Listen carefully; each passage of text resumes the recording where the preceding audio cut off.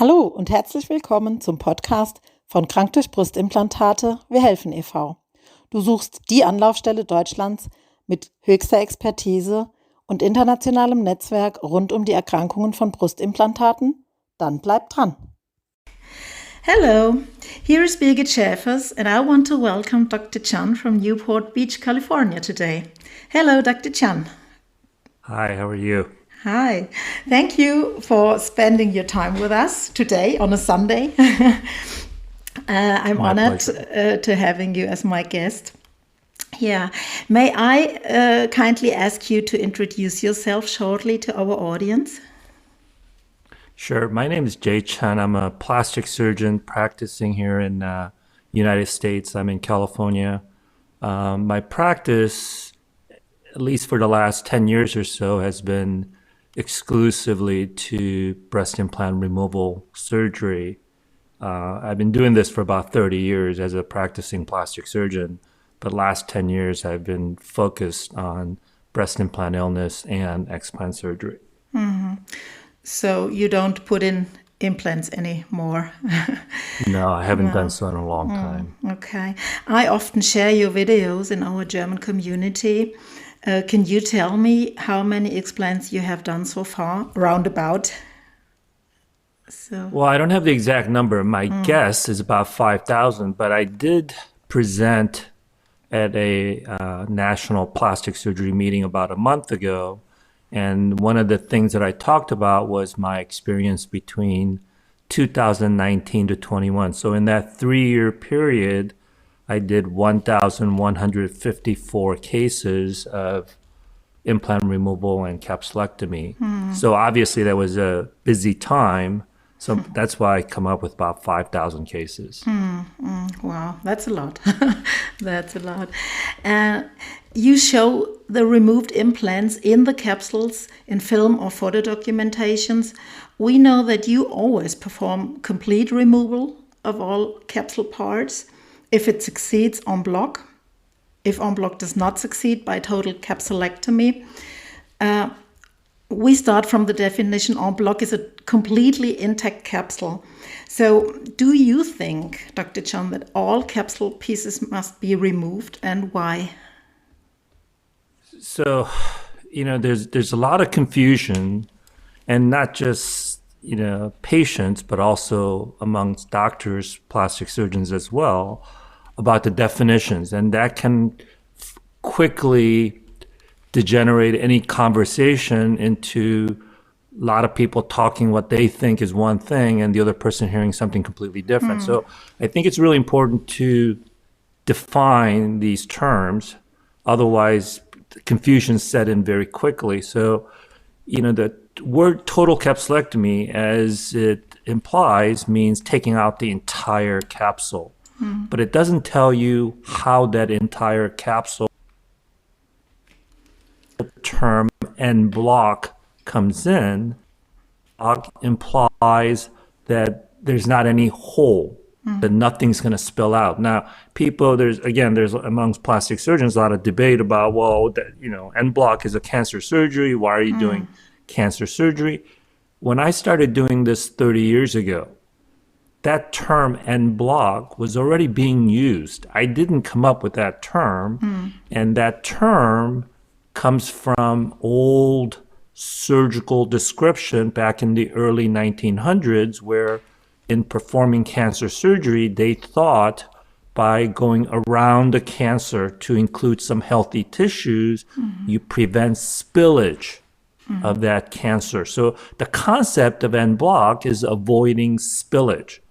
So back when I started doing this surgery in the 90s, where the term was already used, en bloc was to imply nothing spilled out. And so when we're dealing with implants, really what we're talking about is silicone implants. You don't want to spill that free silicone. So the term en bloc was being used for that. Now, because back then no one knew anything about ALCL, the rare form of lymphoma cancer that's been associated with breast implants. Nowadays, that is a more common knowledge. So people said, well, en bloc is an old cancer surgery. So you're trying to treat this ALCL with en bloc, but that's really not how that term was used. So when we talk about en bloc, it means keeping the entire capsule intact so nothing spills out. So that's where the term en bloc comes in. So I always try to perform en bloc, but whether you can do en bloc or not depends on the tissue condition, the condition of the capsule. So if the capsule's really thin, sometimes it will tear, especially where it is stuck to the ribs. And if it tears, then it's not an en bloc because spillage could have occurred. Now, if the implant is intact, nothing's going to spill out. But the concept is not having any holes means nothing spills out. So that's the term en bloc. So we always try for it, but we always want to do the total capsulectomy. Why? Well, it kind of goes back to the question of what is the cause of breast implant illness. For me, it's silicone. We know in medicine and in plastic surgery that when you inject silicone, in the old days, people used to inject silicone into their face, their breasts, other body parts, trying to make it more fuller, just like, fillers, collagen fillers nowadays. And what we know from that is that some people develop intense, significant inflammation. Also, plastic surgeons during old silicone implant removal surgeries, when there's a rupture, they see what's known as silicone granuloma, which is just nothing more than silicone spilling into the breast tissue and the body forming inflammation around it, trying to get rid of it. So really, the problem is silicone. So the whole idea behind explant surgery is to remove what is triggering, what is causing the body to form that inflammation, which is silicone. So obviously you have to take out your implant, but if you don't take the whole capsule out, you're going to leave silicone behind. Now, people say, well, how do you know that? Well, there have been studies done. There was a study done by Dr. Thompson out of Netherlands where they measured silicone levels in the capsules that were taken out. So when the implant was intact, there was a significantly elevated levels of silicone in the capsule. When there was a history of silicone implant rupture in the past, that number went up even higher. Whereas if they took just breast tissue without implants, there was no silicone measure. So there's clearly silicone coming out of the implant, getting into the surrounding capsule. So for me, not removing the entire capsule means you're going to leave silicone behind. And if you leave silicone behind, it will still cause inflammation because the body sees something foreign, something that should not be there. So the body is simply trying to get rid of it, using that inflammation to try to dissolve it. So you don't ever shut that inflammatory process down, which in certain individuals cause what I believe to be the breast implant illness. So that's why we have to take the whole capsule out. Yeah, I see. I understand. Yeah. Okay. And the problem here in Germany is that many of your colleagues say that removing all the capsule is too dangerous. They say it can risk damage of the lungs, and others say it makes more volume to leave the capsules in, which I found is crazy and not an argument at all. But the most important thing is they say it could harm the lungs and it is too risky. What do you say to this argument? Or what would you say your colleagues? Well, so it's not in Germany alone. I think that's the universal opinion among 95+% of the plastic surgeons out there. And so again, when I gave that presentation a month ago, it was trying to look at these claims that are being made and ask, where is that coming from? What is the basis for that? So I did two things as far as removing the capsule is dangerous. So the first thing I did was, again, using that data that I quoted you earlier from 2019 to 21, 3-year period, I did 1,154 cases. How many times did pneumothorax, in other words, injury or a tear, a hole in the rib cage where there's a communication to where the lung is? That's what pneumothorax is. Yeah. And the answer is none. And then people say, well, that's because you know what you're doing, but not everyone is at that level. So then what I did was I looked at, currently there's a really popular paper among plastic surgeons that everyone quotes, and one of the things it talks about is that it's dangerous, that it can cause pneumothorax. So then the question is, well, where does that claim, what is the basis for that? Where does that come from? So the authors didn't have any pneumothorax. So then they're quoting someone else's claim. So then when you go look at that someone else's claim, they're using someone else's claim and then using someone else's claim.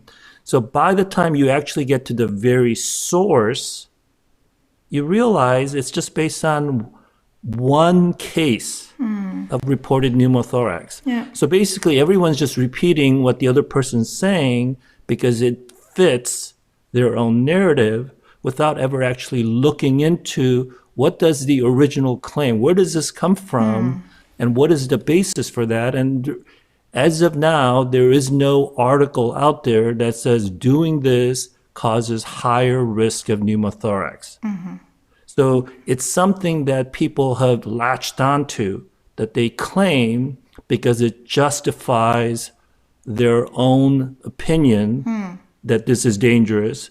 And they cling to that because they don't want to do it. So there has to be a good reason why they don't do it. Yeah. That's one of the things that they cling to, is that, oh, it's too dangerous. And yet there's no evidence that it's more dangerous.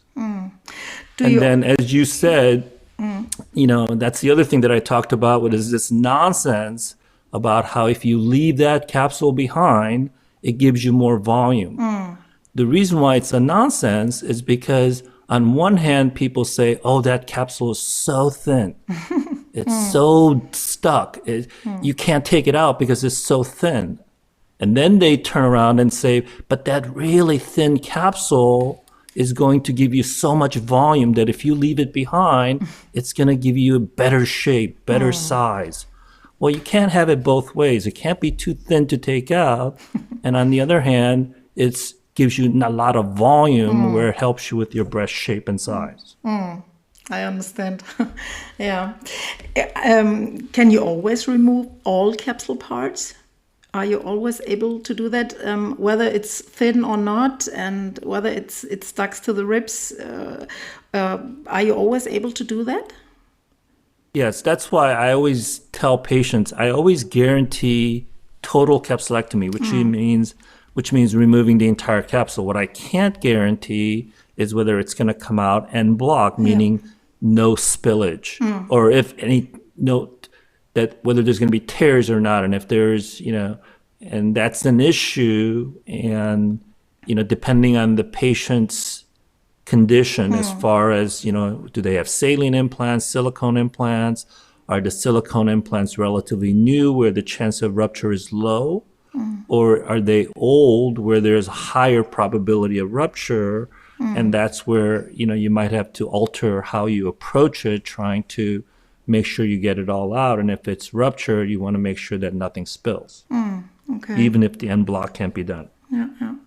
Would you also say it's a matter of experience and time to get all capsule parts out? Well, absolutely. I mean, I've always been able to do it, but part of it in the beginning was I was working with somebody who was doing it. So, but at the end of the day, a lot of it just depends on whether you believe in breast implant illness or not. Yeah. Because if you don't believe in breast implant illness and you have an easy case where the capsule comes out, separates really easily and comes out easily, of course you're going to be able to remove the entire capsule, no problems. But if you don't believe in it, and you get into a case where the capsule is very stuck and it's getting difficult, that's when the capsules get left behind because people start saying, well, this isn't important. Taking out the entire capsule doesn't really matter because breast implant illness doesn't exist. So why should I work harder and potentially do things that I'm not comfortable doing when it doesn't matter? That's when the capsules get left behind, is when you have more difficult case in the hands of somebody who doesn't believe in breast implant illness. That's what I think so too. And there are many plastic surgeons on our list, or some plastic surgeons on our list, who believe in breast implant illness, but still think that leaving capsule parts behind is not that harmful. So that's a big problem for me. And so the issue is there are two misperceptions. One, what you just said, that it's not harmful. But again, if we go back to what we just talked about earlier about what is the cause of breast implant illness, and if you believe it's a silicone causing inflammation, then if you leave that capsule behind, based on studies that are out there, you're leaving silicone behind.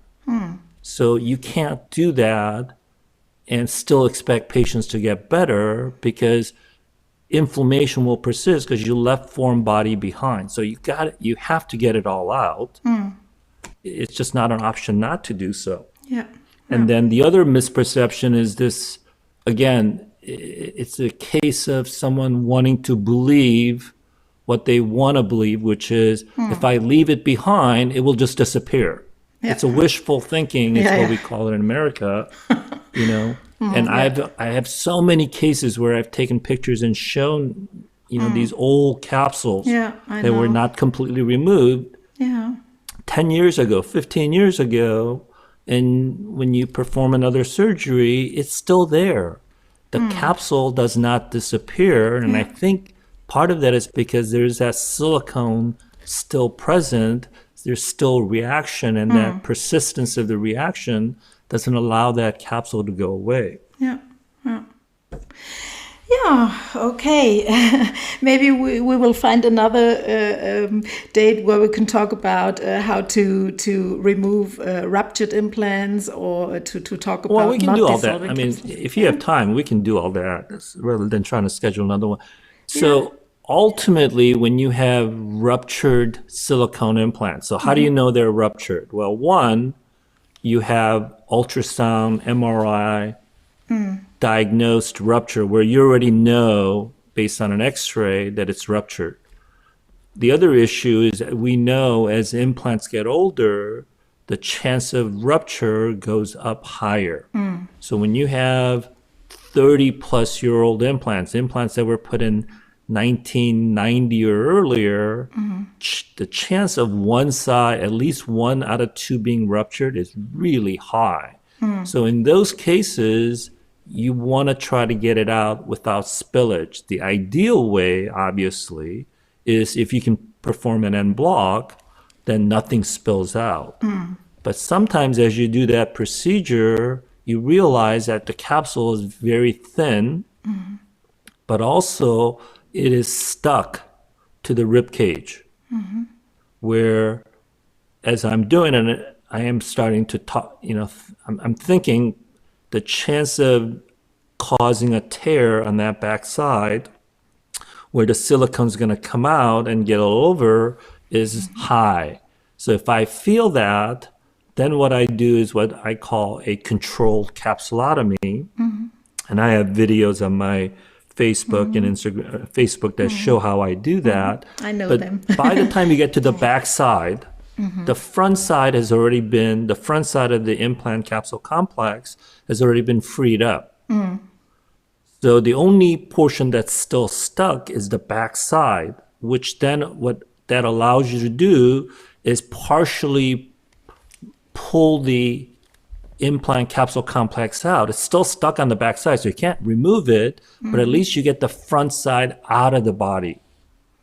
Then covering up all the exposed parts of the breast tissue, you can open that capsule while it's out of the body, remove all the ruptured silicone content, free silicone gel from the inside of the capsule. And when the inside is empty, then you can go ahead and do that posterior dissection, separating it from the rib cage. That way, even if you get into it and even if you cause a tear, the capsule sac does not have any silicone inside, so nothing spills out. So that's a backup, an alternative way of removing if you think you're going to spill on the backside because it's so stuck. Thank you so much for explaining it again. I have seen that many times in your videos, Yes. of course, but maybe our audience doesn't have. So thanks a lot. Okay, and another and last question. So if you have time, we do have many group members who had their explantation some years ago, or maybe 1 year ago or half a year ago, and they don't know or others know that there is a capsule inside. So if you know it, if it's clear, you have to decide to do another surgery or not. But many of them don't know if there was something left in, and they often ask me, what shall I do, and how can my surgeon find old capsule tissue?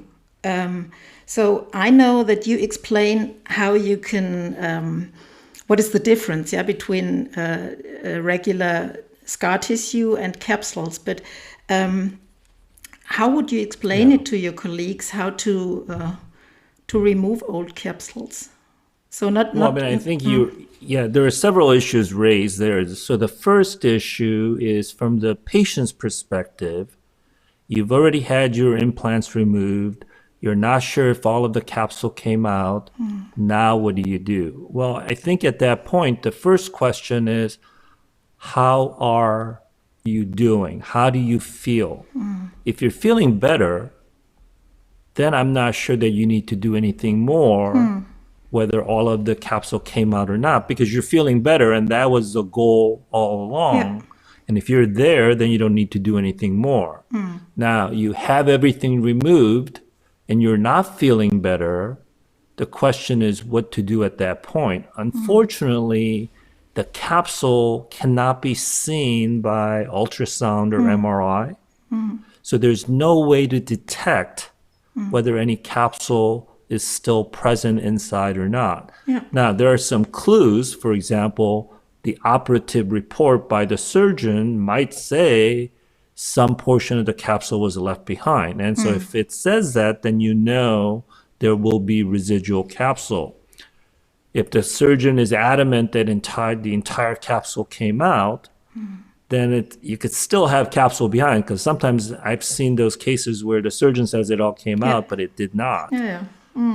But it becomes more difficult, and the patient has to decide, since they're not feeling better, either the operative report is saying there's still residual capsule, or for whatever other reason they just feel like there's still capsule left behind, then you have to consider another surgery. Now, the another surgery means going back in and basically redoing that entire surgery all over again, because if there is capsule left behind, you don't know which portion of the capsule was left behind.